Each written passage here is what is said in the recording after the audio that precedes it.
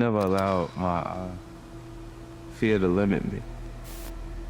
I'll figure out how to get past it. I think the thing that you should be afraid of most would probably be being alone.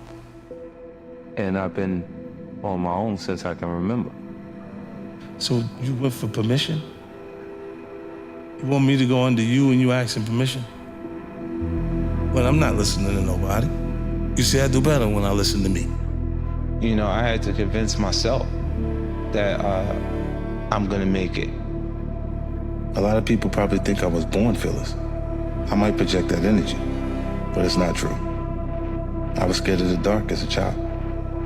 It shifted me. It's either when you get hurt that badly that your fear consumes you, or you'll become a bit insensitive and you'll start to approach the problem instead of run from it. I never ran from anything because I never had nobody to go to. I've always had that, where I'm going. Home to get me. I've experienced anxiety and angst of all kinds. The difference is I refuse to allow myself to grow comfortable in all those fears. Comfort, I learned, is a dream killer.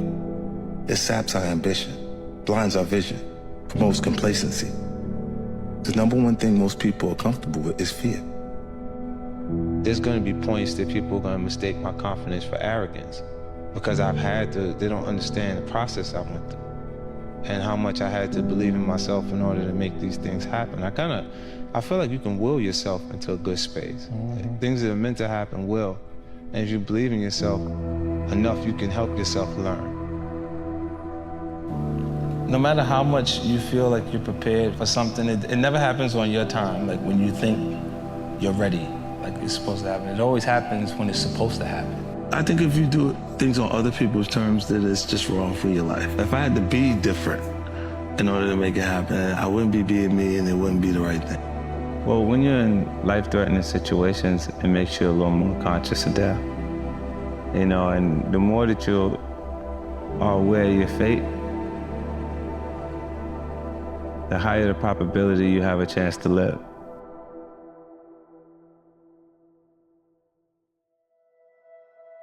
Ask someone if they're living in a constant state of fear, and they'll probably say, of course not. That's just pride talking, though. Fear dominates most people's lives. Fear of loss, fear of failure, fear of the unknown, fear of loneliness. I don't think there's anything shameful about experiencing fear. A little bit of paranoia is actually extremely helpful. There are a lot of real dangers out there. A lot of people with bad intentions. Being aware of those possibilities makes it easier to avoid them. What you cannot do is become complacent with any of those fears.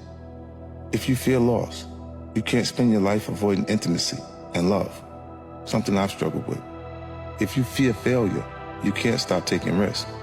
If you fear the unknown, you can't stop trying new experiences. You see what I'm saying? And we got some people that have just decided not to try. They're more comfortable in a tent with nothing on their schedule every day. Some of them make the decision to just get the tent and feel no pressure to make it or no pressure to do anything. You know what I mean? And that's just, I can't comprehend the thinking. Like, you know, my thought process is so different from them that I can't relate to it. When I say get rich or die trying in a literal fashion, I think they took it where I meant I'm determined I'm gonna make it or I'm putting everything on the line here. It is not death a man should fear, said the Roman emperor and philosopher Marcus Aurelius. But he should fear never beginning to live. Some people, they have the trait of, like, let's say the person's across the street, they look at you, they don't like you from across the street. Some people feel like the need to go across the street to say, why, I'm a good person. I don't give a fuck. Now I'm fucking say you crazy, call me crazy, you know I be thinking when they say that? Yeah, I'm crazy, I be thinking, yep. I was crazy enough to believe what the fuck I was saying gonna happen was gonna happen. And that's why I was persistent enough and consistent enough to exist now. Being persistent, right? I think the only thing that separates people is passion. Having the ability to focus on something or to work on it will allow you to work hard enough to be good enough at it. That's the Kobe Bryant run. He outworked those people. He, like, you know, a lot of people in the league perform according to their paycheck. So they're like, I ain't getting that money, let them do it. I think the things you go through make you who you are. So I don't regret those things. Well, I think ambition is a part of a person's character. It isn't a learned behavior. You know, so I'll always be looking forward to move to the next level where there's different opportunities open up for me. I'll explore them. Like, so I can't put a limit to how far I can actually go. Get rich or die trying, right? In the process, because that's already what I'm feeling like I'm going to do. I'm in the process. It's the greatest thing is to watch me, because either I'm going to get rich or I'm going to die in the process. And then if I die in the process, I was doing what I wanted to do.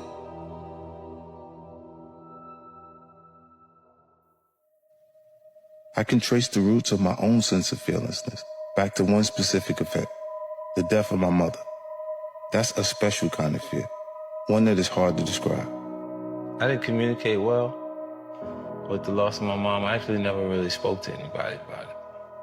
She was everything. Like, she was like my mother and my father. My mom had me at 15. So it felt like the only real option would be to actually hustle at that point from her, I believe. I don't think she would have agreed with me going in that direction to hustle. I don't think she wanted that for me. You know, but the other part, the music and everything else that happened, I think she'd be really proud of me. Losing my mother was the most significant thing that ever happened to me. Even in middle age, I could still feel her loss.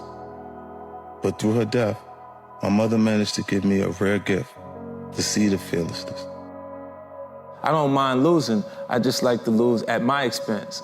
Let it be my fault. If I'm losing based on someone else's decision to do it, I'm furious about it. Yeah. Because I'm like, I could have learned it and made better judgment myself than to just allow that to happen. I got instincts. A lot of people will gauge your level of intelligence by you having an associate's, bachelor's, or a master's degree. But a lot of those people retain information long enough to pass midterms and never use it. I also came to understand another important truth. I wasn't comfortable being scared. That may seem like an obvious thing to say, but I think it's actually what makes me unique. Most people are extremely comfortable with their fears. Afraid of flying? Stay off of planes. Afraid of failure? Well, then don't even try. A lot of people live their entire lives that way. Not me. I hated being scared. I hated looking over my shoulder.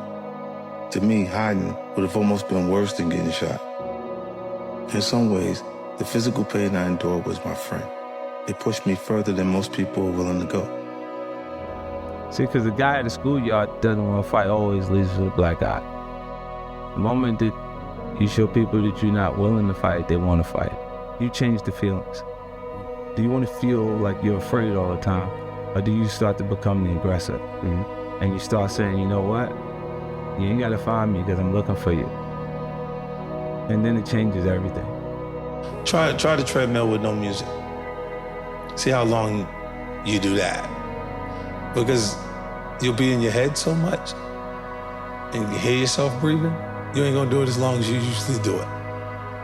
When you can put the music on and just go, it takes your mind off of it, you can do the work.